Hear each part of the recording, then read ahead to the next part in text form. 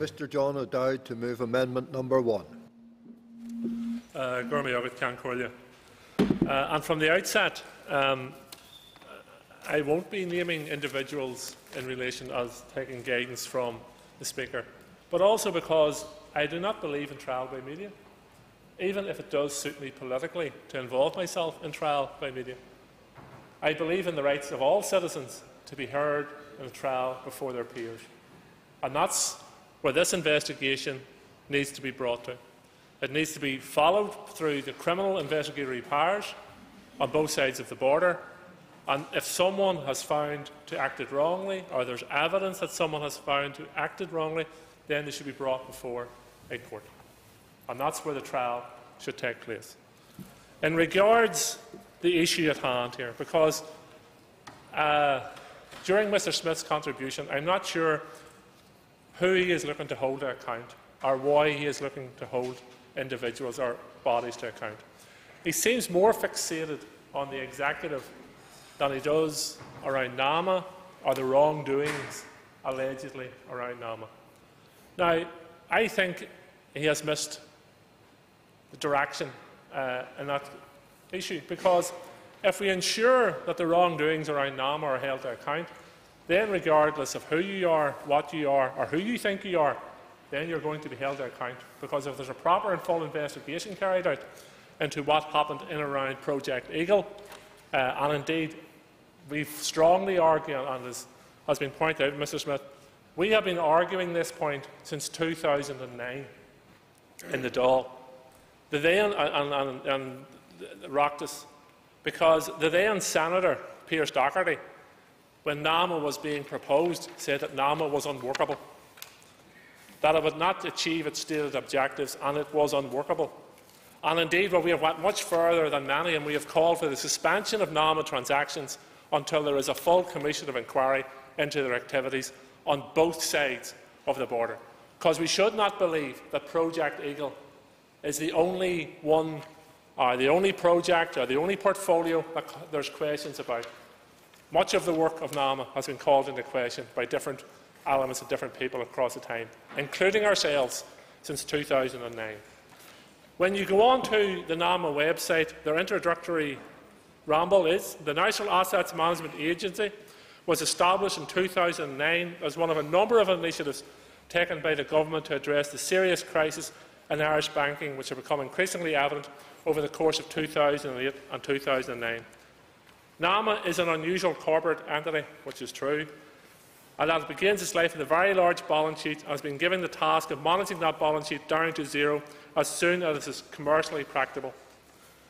One would imagine, in terms of commercially practicable, is that it makes a return for its investors. In this case, the investors are the taxpayer. The man and woman who was burdened with a €64 billion or €64 billion debt as a result of the banking crisis in the south and the collapse of the property market. Because when NAMA was formed in 2009 and the following year when the IMF came in, the roles changed slightly. But their project was, and should have been, about protecting the interests of the ordinary man and woman in the street. And that they have failed to do miserably. The ordinary man and the woman in the street, there's much speculation as to who made money out of Project Eagle. There's been individuals named, there has been organisations named, there has been companies named. But there's one thing we can be sure about as to who didn't make money out of Project Eagle was the ordinary man and woman on the street. They most certainly did not make money. In fact, they lost money as a result of Project Eagle. Because one of the areas that requires to be examined in relation to Project Eagle is this: why did NAMA decide to sell the Northern Loan Book off as one?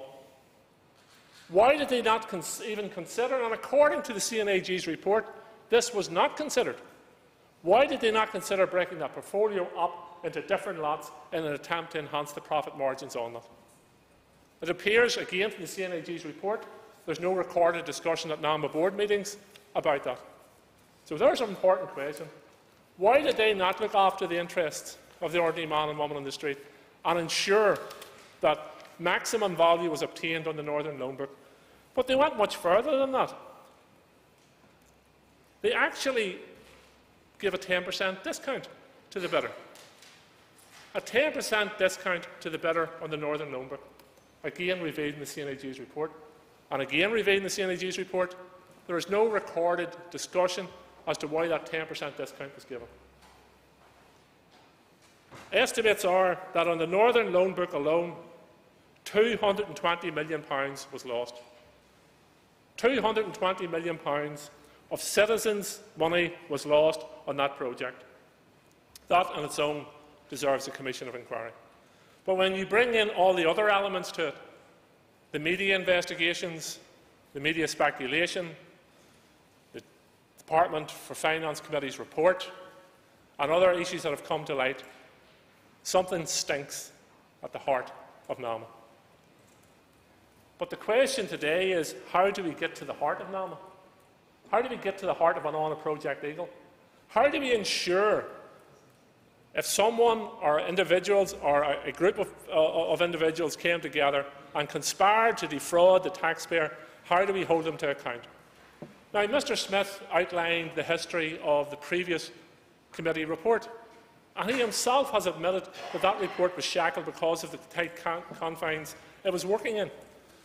Is there any suggestion that we will not be working in the same tight confines going into the future? We have an NCA report, our investigation ongoing. The NCA have briefed the committee personally and in writing in recent times, and it's clear they have a high-level, serious investigation going on into that matter. So the Finance Committee is shackled in that regard. NAMA refused to attend the last hearings of the Finance Committee. Is there anything to suggest that NAMA will attend a future hearing? I don't believe they will. I think they should, but I don't believe they will. So what do we want to do? Do we want to set up a Finance Committee inquiry for the sake of setting up a Finance Committee inquiry, which will produce great efforts, I've no doubt, by the committee members and the committee staff, but will it result in those responsible for wrongdoing around Project Eagle being brought to account? I do not believe so. And hence our amendment. Our amendment sets out a way forward. And I think the proposer of the motion is reading too much into us, leaving out reputational damage, etc., etc. My belief in terms of a motion before the Assembly is what actions you're going to take. It's not a story or a history tale or or setting out what has happened in the past or what the impact of what is happening in the past. It's what actions this Assembly wants to take going into the future. And I think our amendment sets out quite succinctly what actions should be taken going into the future. And it is about ensuring that an inquiry on both sides of the border, in cooperation with both institutions that sit on each side of the border, and ensuring that those who have information bring it to whatever the criminal investigations are ongoing on either side of the border, ensure that those responsible are held and brought to account. I'll give way to the member quickly. I thank the member for giving way. The Controller and Auditor General's report clear that one of the issues with Project Eagle was political considerations. Now, as I understand the member's amendment, it's effectively just leaving it to the criminal investigations. Does he not accept that we need political investigation into this issue with North-South cooperation and with full buy-in from all parties? Well, let me clarify that point for the member. Of course, political interference or political ongoings around NAMA need to be investigated in Project Eagle. But read the last line of our amendment. For all efforts to uncover the truth around the sale of Project Eagle portfolio and committing to full cooperation with all ongoing investigations. The Commission of Inquiry, which has been commissioned in the South, will investigate all ongoing investigations in the sense of what was the role of the politicians in all parts of this island in relation to Project Eagle. So there's no hiding place for investors, for bankers, for politicians or anyone in regards to Project Eagle. Ask the member to conclude his remarks. If I come back to my opening comments, this debacle, this crime has been committed against the ordinary man and woman on the street.